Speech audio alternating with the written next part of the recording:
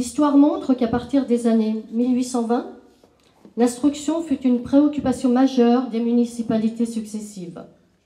En 1824, sur un terrain contigu au couvent des Capucins, fut créée l'école primaire communale. Elle fut alors confiée à la congrégation des Petits Frères de Marie.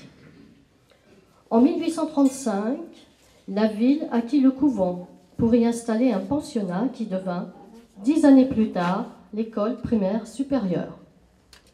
La formation professionnelle vit le jour en 1889, année où l'école primaire supérieure devint laïque et professionnelle, où les ouvriers, artisans, commerçants, industriels inscrivaient leurs enfants. C'est en 1950 que la municipalité fit construire un bloc de bâtiments qui accueillit l'école primaire. Un syndicat intercommunal créé en 1970 permit la construction du collège secondaire. La place, désormais libre dans le couvent, fut occupée par un lycée professionnel. Les élèves du lycée général avaient cours dans les locaux neufs du collège et dans l'ancienne école supérieure de filles, place de la Bouvrie, actuels locaux de l'intercommunalité.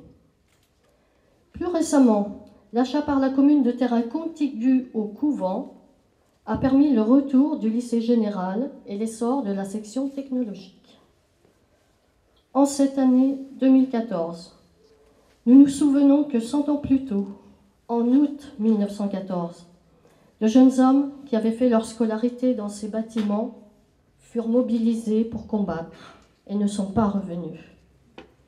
Cette guerre, qui devait être courte et victorieuse, causa la perte de tellement d'hommes qu'il est de notre devoir, en ce 1er octobre 2014, de rendre honneur à tous ces combattants, de nous souvenir ensemble, de leur redonner vie par un geste de mémoire. La plaque située dans ce hall, édifié en 1920, nous rappelle 50 noms de ces anciens élèves morts pour la France. Le 1er octobre 1914, jour de rentrée scolaire, des familles avaient déjà reçu la visite du maire Jean Morel, qui leur annonçait le décès de l'un des leurs.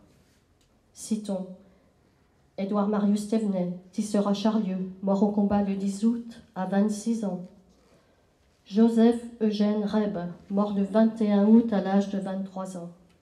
Marie-Gabrielle Lafont, le 29 août à 29 ans. En septembre, ils seront 6 à mourir au combat. Claudius Copier, Claude Chaumet, Louis Berthelier, Charles Alex, Claude Ballandra, Alphonse Lyonnais. Ces 50 poilus ont droit à notre respect, à notre reconnaissance, et ces noms gravés dans la pierre doivent être porteurs de sens pour nous tous, toutes générations confondues.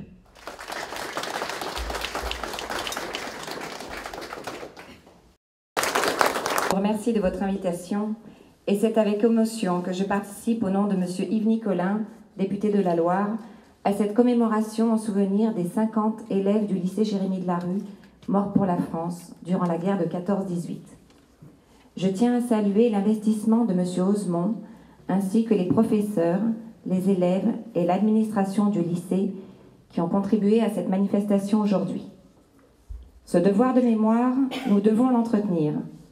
Il doit traverser le temps pour permettre à toutes les générations futures de ne pas oublier. Ne pas oublier le sacrifice de ces jeunes qui devaient déjà faire preuve d'une maturité et d'un patriotisme que nous devons tous reconnaître. Les témoignages récoltés, les objets mêmes de cette époque qui nous sont présentés au cours de cette exposition représentent des souvenirs du passé qui nous permettent aujourd'hui d'entretenir notre mémoire. J'espère que les élèves la visiteront et en feront le relais autour d'eux. Les instances éducatives, les élus et les parents que nous sommes se doivent d'entretenir le devoir de mémoire. Les commémorations qui ont eu lieu cette année en France et au-delà représentent un rendez-vous citoyen et humain incontournable. Je fais le souhait que les jeunes et les générations futures continuent de rendre hommage à ces hommes et pérennisent les actions menées localement comme ici à Charlieu. Je vous remercie.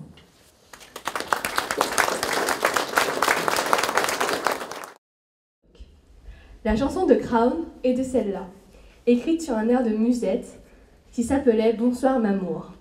Le texte inspire aujourd'hui au recueillement. Nous avons choisi de vous le lire. Quand au bout de 8 jours, leur peau terminée, on va reprendre les tranchées. Notre place est si utile que sans nous, on prend la pile.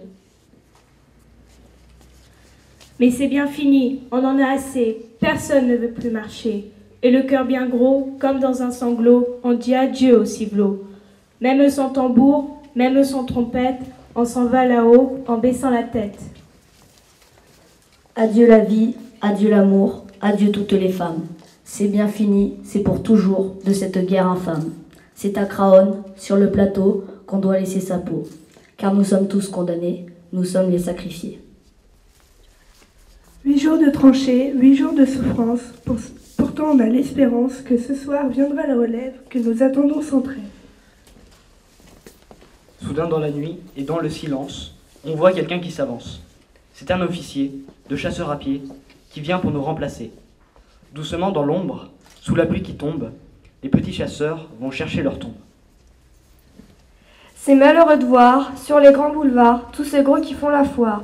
Si pour eux la vie est rose, pour nous c'est pas la même chose. Au lieu de se cacher, tous ces embusqués feraient mieux de monter aux tranchées, pour défendre leurs biens, car nous n'avons rien, nous autres les pauvres purotins. Tous les camarades sont enterrés là, pour défendre les biens de ces messieurs-là. Ceux qui ont le pognon, ceux-là reviendront, car c'est pour eux qu'on crève. Mais c'est fini, car les troufions vont tous se mettre en grève. Ce sera votre tour, messieurs les gros, de monter sur le plateau, car si vous voulez faire la guerre, payez-la de votre peau. Carte de Jean-François Petit, EPS promotion 1895, à son épouse Louise. Le 14 mars 1915. Ma Louise bien-aimée, je viens de recevoir ta lettre du 9 mars, toujours avec le plus grand bonheur. Je suis toujours en bonne santé et prends mon mal en patience. Cela finira bien tout de même. Et alors, tu pourras me dorloter, et près de toi, j'aurai vite tout oublié. Je viens de recevoir une carte d'Auguste. Il me dit qu'il a été te voir, et que Mimi lui a donné la main tout le long du chemin en venant de Pouilly, et qu'il l'a bien amusé. Pauvre chérie, que je voudrais vous revoir bientôt, et comme cette séparation est longue. Il fait à peu près le même temps qu'à Pouilly. Tu m'amuses beaucoup avec les petits contes d'Émile. Il est bien drôle, mon grand bonhomme. Le bonjour à la marraine, au Pelletier, Ducré et à tous les voisins. Je t'embrasse de tout mon cœur, ainsi que nos 3 chéris, et je pense bien à vous, ton Joseph qui t'adore et sera tout à toi.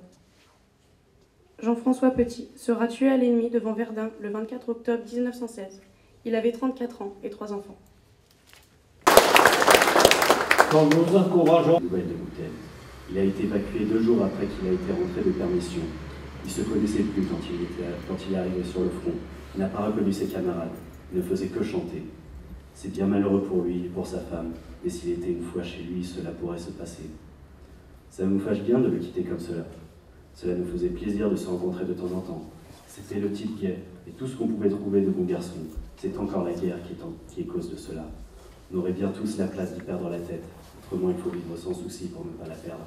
Mais il y a des caractères qui ne peuvent pas.